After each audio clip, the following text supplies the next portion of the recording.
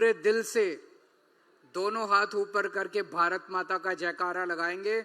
भारत माता की, भारत माता की, इनकलाब, वंदे, जय जवान। आज गुजरात के कोने कोने से आए हुए आम आदमी पार्टी के सभी कार्यकर्ताओं को मैं नमस्कार करता हूं। सबको मेरा प्रणाम, सबको मेरा सलाम। मैं देख रहा हूं पूरे जितने लोग बैठे हुए हैं उतने ही लोग खड़े हुए हैं चारों तरफ, और उतने ही लोग बाहर भी हैं। अभी मैं जब अंदर आया था बाहर भी बहुत लोग हैं, इतनी बड़ी संख्या में, और सबके चेहरे पे खूब खुशी है, सबके अंदर खूब एनर्जी है, खूब उत्साह है। सबसे पहले मैं आप सब लोगों को विसावदर की जीत के लिए बहुत बहुत बधाई देना चाहता हूं।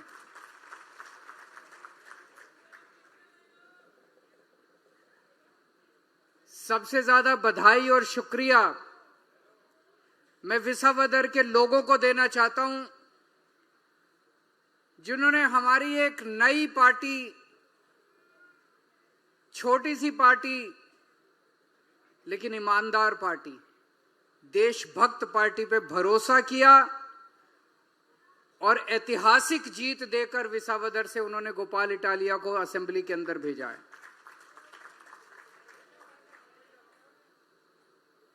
आप सब लोगों ने बहुत मेहनत की। गुजरात के सभी कार्यकर्ताओं ने रात दिन 2 महीने तक मेहनत की। कुछ लोग 1 दिन के लिए आए, कुछ लोग 1 हफ्ते के लिए आए, कुछ लोग 15 दिन के लिए आए, कुछ लोग 2 महीने तक विसावदर में बैठ के उन्होंने रात दिन विसावदर के अंदर प्रचार किया। आप सब लोगों को बहुत बहुत बधाई, बहुत बहुत शुक्रिया आप सब लोगों का। लेकिन ये विसावदर की जीत मामूली जीत नहीं है। विसावदर की जीत के जरिए भगवान एक बहुत बड़ा संदेश देना चाहते हैं। भगवान जनता में बसते हैं। जनता का जो निर्णय होता है वो भगवान का निर्णय होता है। ये कोई छोटी बात नहीं है, ये इत्तेफाक नहीं है, ये कोइंसिडेंस नहीं है कि इसी सीट से 2022 में हम जितने वोट से जीते उससे 3 गुना ज्यादा वोट से हम इस बार जीते हैं।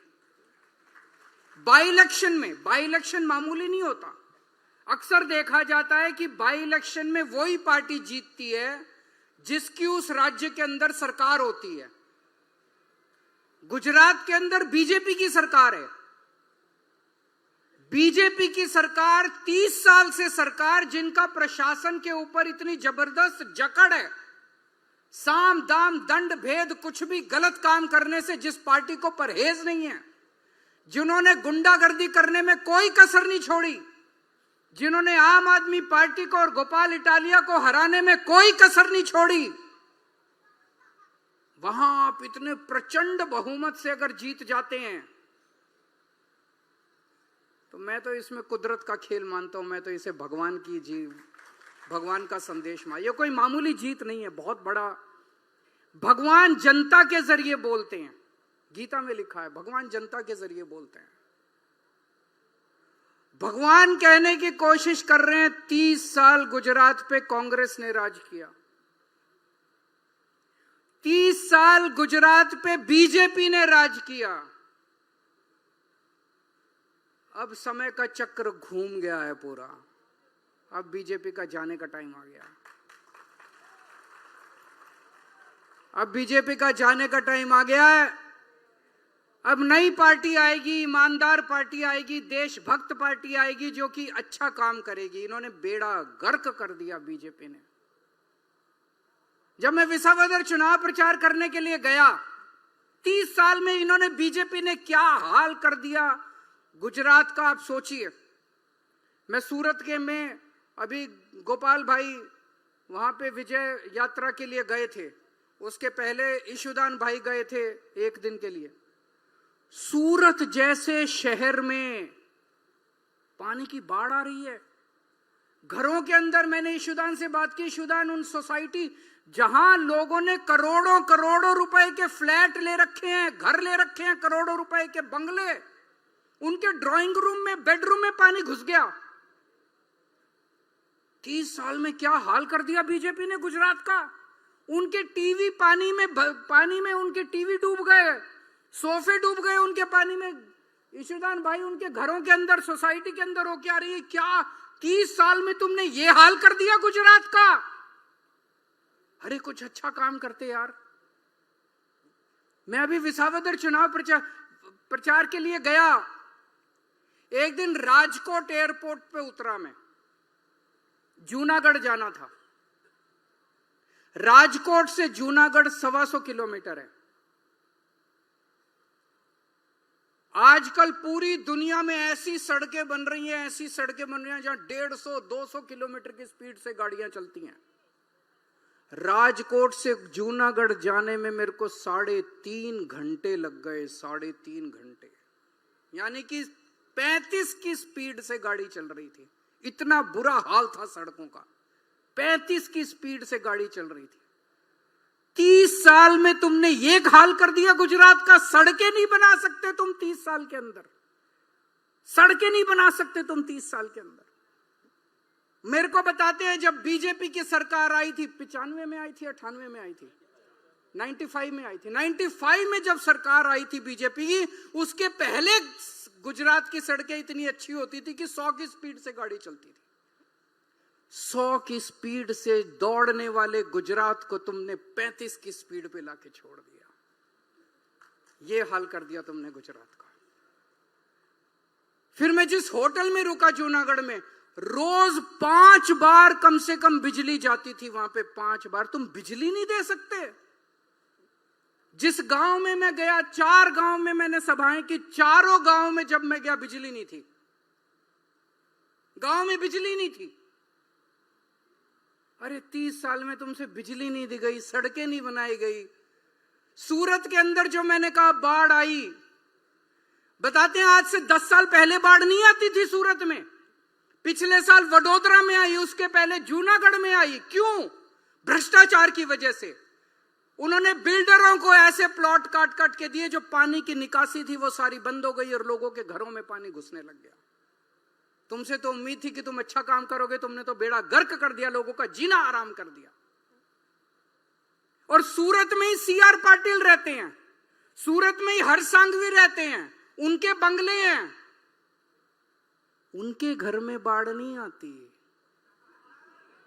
उनके घर में बाढ़ नहीं आती। आपके घर में बाढ़ आती है, आम आदमी के घर में बाढ़, उनके घर में बाढ़ नहीं। अपने लिए सब ठीक करके रखा हुआ है, बस अपने लिए काम करते हैं, वो जनता के लिए काम नहीं करते।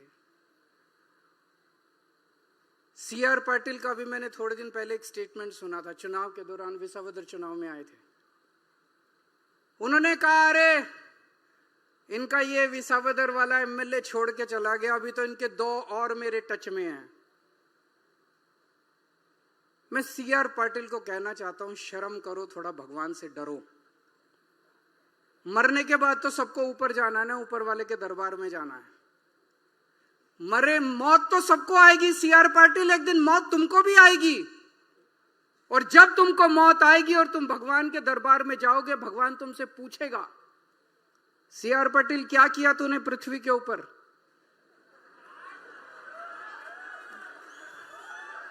तो क्या जवाब दोगे? दूसरी पार्टियों के MLA तोड़ तोड़ के लेके आया, ये जवाब दोगे? दूसरी पार्टियों के MLA तोड़ तोड़ के लाया, तो भगवान क्या बोलेगा? इसको कहां भेजो, कहां भेजो इसको? अरे तुम्हें जनता ने इतना बड़ा बहुमत दिया यार, 30 साल से तुम्हारी सरकार है। कुछ स्कूल बनवाते, अस्पताल बनवाते, बच्चों को नौकरी देते, बच्चों के लिए कॉलेज बनवाते, सड़कें बनवाते, बिजली का इंतजाम करते, जनता के लिए, खेड़ुओं के लिए कुछ इंतजाम करते, कुछ अच्छा काम करते यार 30 साल के अंदर। क्या इसमें इतना अहंकार, गर्व की क्या बात है? 2 और मेरे टच में है, 2 और मेरे टच में। ये कोई गर्व करने की बात है? शर्म करने की बात है। इतने बेशर्म हो रहे हैं कि जनता के बीच में जाकर, अरे इनके तो 2 और मेरे टच में है। कुछ अच्छा काम करो यार। जनता ने, भगवान ने कहते 84 लाख योनियों के बाद मनुष्य का जन्म मिलता है। ये इसीलिए जन्म इस्तेमाल करोगे कि 2 और मेरे टच में है। और इनको इतना, किसी कोई देख लो आप, युवा इनसे दुखी हैं, इनसे पेपर नहीं होते, जो पेपर हो वो लीक हो जाता है, रोजगार नहीं मिल रहा। अभी मैं अपने सारे लोगों से मिल रहा था, वो बता रहे थे मनरेगा के अंदर इतना बड़ा भ्रष्टाचार हो गया। मनरेगा में गरीबों का, मनरेगा में कौन जाता है काम करने के लिए? कौन जाता है? जिसके घर में कुछ नहीं होता। मिनिमम वेज पे कौन काम करता है यार? कौन मजदूरी करता है इतनी धूप के अंदर, बारिश के अंदर? कौन काम करने जाता है जिसके घर में कुछ नहीं होता, खाने को नहीं होता?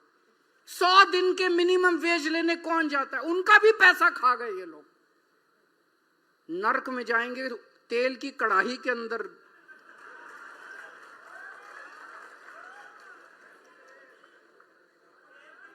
मेरे को बता रहे थे मनरेगा का पैसा खा गए ये लोग।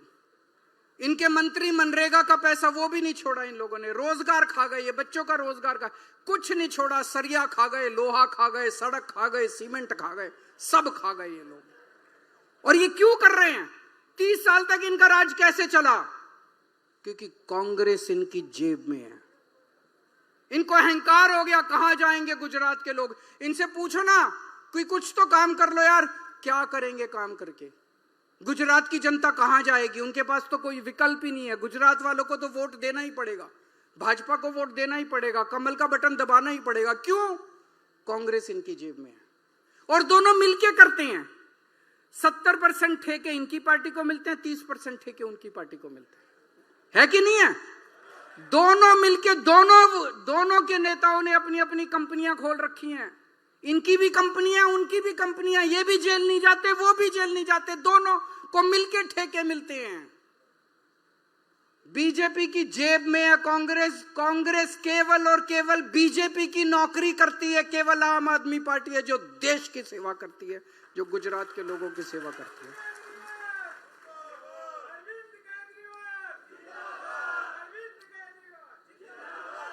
मैं किसी से पूछ रहा था, मैंने कहा ये कांग्रेस और बीजेपी का रिश्ता क्या कहलाता है?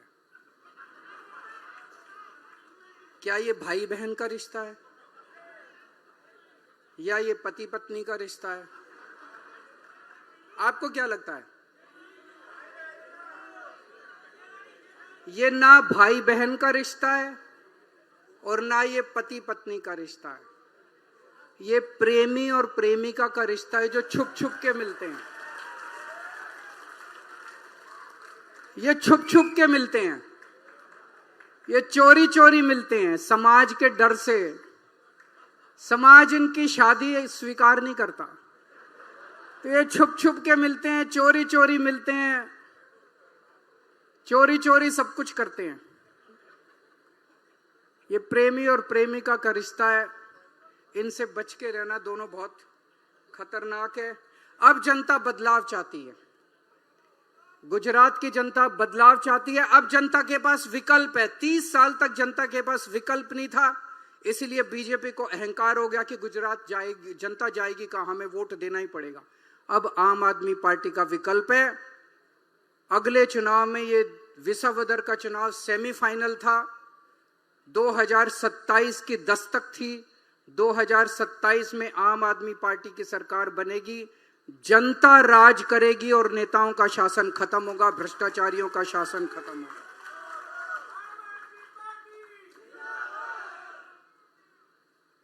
पिछली बार जब मैं आया था, मेरे को इनका एक मिनिस्टर मिला, बीजेपी वालों का। मुझे कहता है, सर पूरा प्रदेश, पूरी जनता बीजेपी से त्रस्त हो चुकी है, लेकिन इनका इतना ज्यादा जकड़ है प्रशासन के ऊपर, इतनी जकड़ है इनकी प्रशासन के ऊपर कि इनको हरा पाना बड़ा मुश्किल है। दोस्तों, दिल्ली में भी लोगों को यही लगता था 2014 में, जब बीजेपी और कांग्रेस का शासन था, हमारी नई नई पार्टी बनी थी, लोग कहते थे कि दोनों पार्टियों को हरा पाना बड़ा मुश्किल है। लेकिन जिस दिन जनता खड़ी हो जाती है, उस दिन बड़े बड़े सिंहासन डोल जाते हैं, बड़ी बड़ी सत्ता खत्म हो जाती है। जनता को खड़ा करना है। गुजरात की जनता खड़ी हो चुकी है, विसावदर ने दिखा दिया है। अब जनता का राज होगा और बड़े बड़े नेताओं का वो होगा। आज मुझे बेहद खुशी है। आज मैं आम आदमी पार्टी युवाओं की पार्टी है।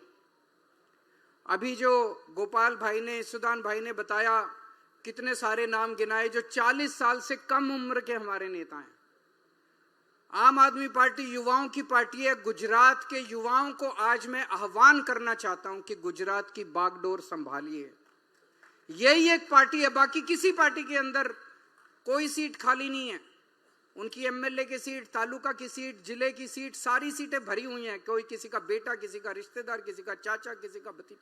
हमारे यहाँ कोई चाचा भतीजे रिश्तेदार को टिकट नहीं मिलता। हमारे यहाँ आपको टिकट मिलता है, आम आदमी को टिकट मिलता है। तो मैं सारे गुजरात के युवाओं से आह्वान करना चाहता हूं, जो जो युवा गुजरात बदलना चाहते हैं, जो जो युवा गुजरात का भविष्य चाहते हैं, आम आदमी पार्टी में आ जाओ। चाहे वो बीजेपी में हो, चाहे कोई कांग्रेस में हो, मेरे को पार्टीबाजी नहीं करनी। मैं आज गुजरात के लिए आया हूं, मैं आज देश के लिए आया हूं। जो भी युवा देश की तरक्की चाहता है और गुजरात की तरक्की चाहता है, अपनी अपनी पार्टी, अगर किसी पार्टी में हो तो पार्टी छोड़ के आ जाओ, अगर पार्टी में नहीं हो तो ऐसे ही आम आदमी पार्टी में आ जाओ। सब लोग आ जाओ। 2 साल दे दो, बस 2 साल मांगता हूं मैं। और 2 साल के बाद जो भी ईशुदान भाई ने कहा, इनके 30 साल, हमारे 5 साल। आज हम ये नंबर, आज से गुजरात जोड़ो अभियान शुरू हो रहा है। ये नंबर 9512040404। इस नंबर पे मिस कॉल करके जुड़ सकते हैं, लेकिन केवल मिस कॉल से नहीं चलेगा। आज से लेके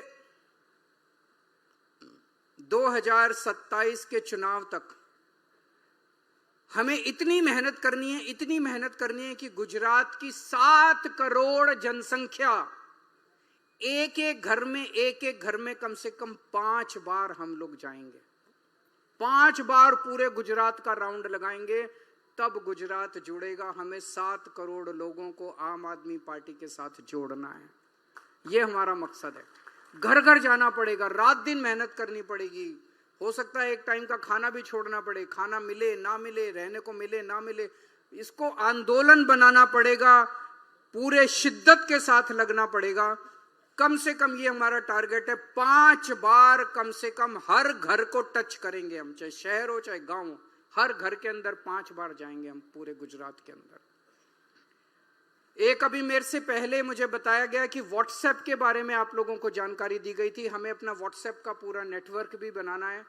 जो आपको जानकारी दी गई थी, आपके पास हमारे लोग आएंगे, व्हाट्सएप पे जोड़ने के लिए, आपसे कुछ करने के लिए बोलेंगे। वो पूरी एक्सरसाइज अपने को करनी है।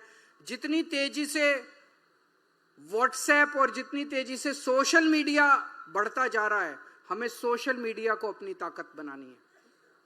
तो जो आपको इंस्ट्रक्शंस दिए जाएं, निर्देश दिए जाएं व्हाट्सएप के, सोशल मीडिया के, उन सब को हमें फॉलो करना है।